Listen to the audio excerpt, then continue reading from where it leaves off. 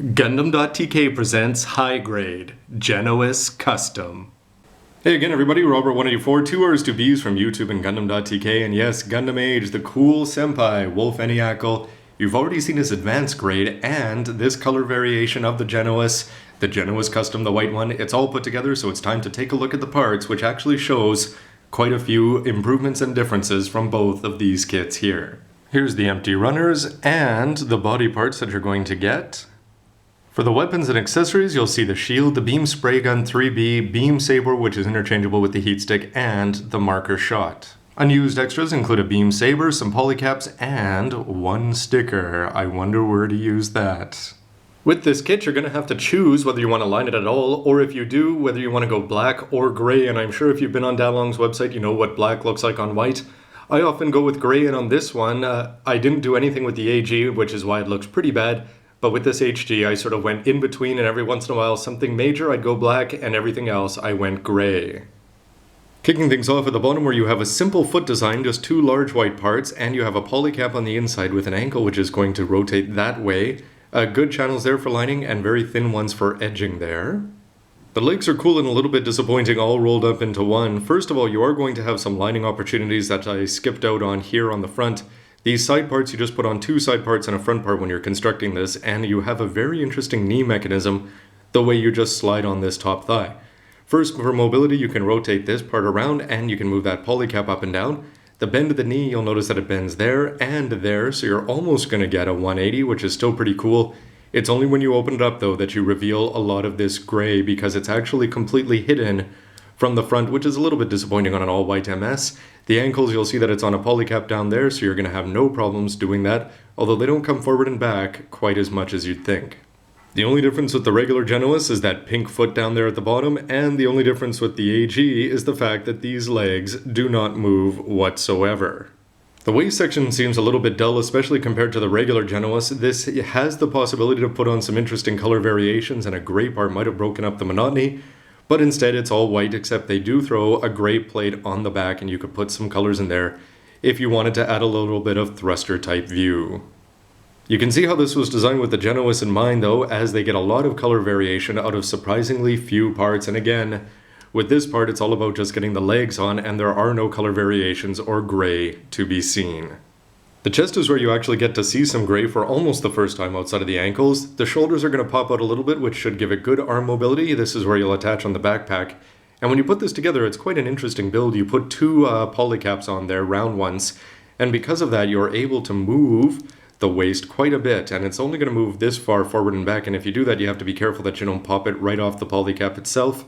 The head up here is going to have 2 points of articulation. The regular Genoace is going to show just as much gray and some in the backpack, which you won't see here with the custom, but again, that white and pink really do show quite a bit of offset. And outside of the gray missing, if you added some lining, these two wouldn't be all that dissimilar. The arms are fun, although again, there could have been some more gray in here. First, you're going to be able to move them up and down like this, and they rotate around here, while having this gray part up here, which covers up the polycap very nicely, and you get those kind of custom thrusters, which we've been used to going back to the days of the Zaku high-speed varieties.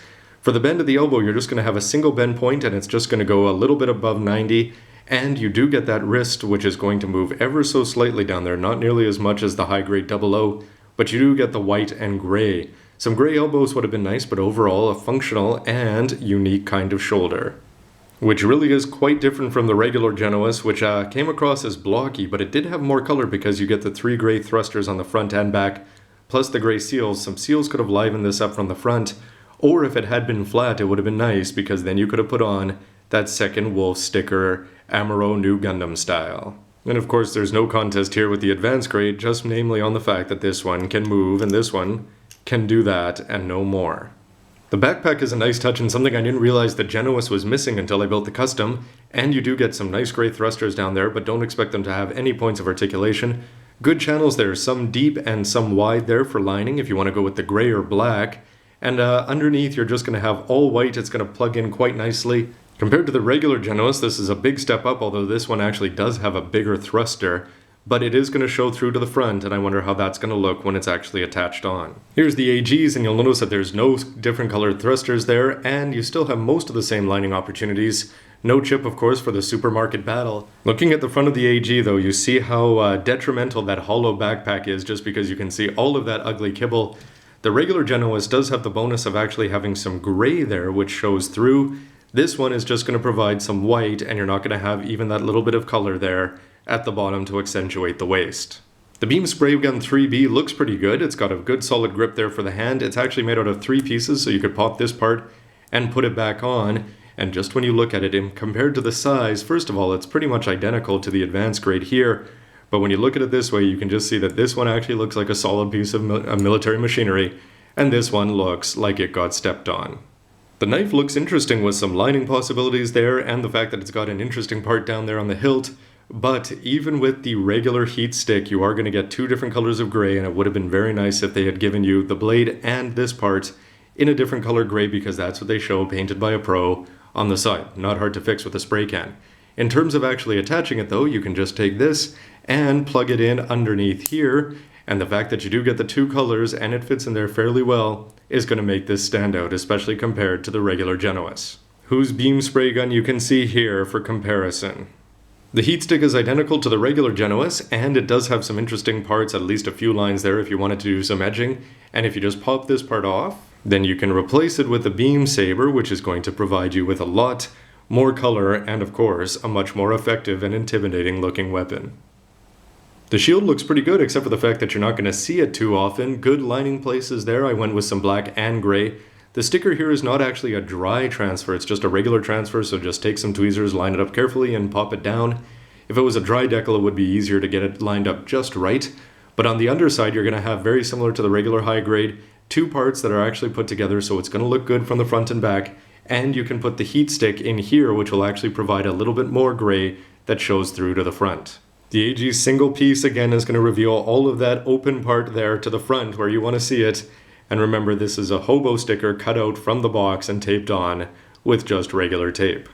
I did not expect this to be included, and I'm sort of happy it was, because recreating this battle between Flit and Wolf would have been great from that episode where they were trying to fight for the Gundam. However, why not throw in 2 in the kit, if then they can both have one and you can actually do the scene properly. And with the A-plate, you have so many more chances to add more colors. This could have been done in yellow. But I digress. In terms of size, you're going to have quite a difference with the regular Spray Gun 3B. And it's almost the same size as the regular Genoace, although not nearly as menacing looking, which is saying something considering how ineffective this was in episode 1. The Custom's head, though, is its trademark, and it comes across very well in the model. You can see that the seam line is even sort of hidden there. If you squeeze this together, you could do a better job of putting it in. A few little lines. I chose not to go line crazy there. I could have added some more on the back. You do have a camera lens there, which is very easy to put on because you actually put it on before applying the front part of the head. But the most important part is, of course, that green lens, which isn't supposed to cover up the whole face. And it's identical to the AG's the way it does that. But whereas the AG has a white face underneath, this one has a nice gray part which actually fills most of the head there. And it has lots of places where you can put in some lining. And you may be able to make out that there are little tiny black stickers, very similar to what the regular Genoace has on its shoulders.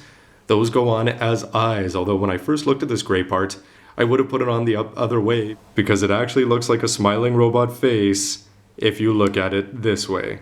Putting this kit together was actually a lot of fun, despite the fact that I had already built it. There are enough changes with the plates and with the parts, things like the backpack and the custom shoulders and things like that were fun. Plus the ingenious way you put those legs together is quite an interesting build. Little things like that big gray mask under the head work out very well. The marker shot is a very pleasant surprise. Not as much gray as I'd like to see, but then again, once it's all put together and doing high grade, very high quality poses on top of an action base, I think it's going to work out pretty well. Stay tuned, everybody. It's time to put those parts together and make a better version of that. And stay tuned for that and a lot more. Gundam.tk, thanks for watching. Let me know what you think with a comment down below, and please hit like if you do. See you, everybody.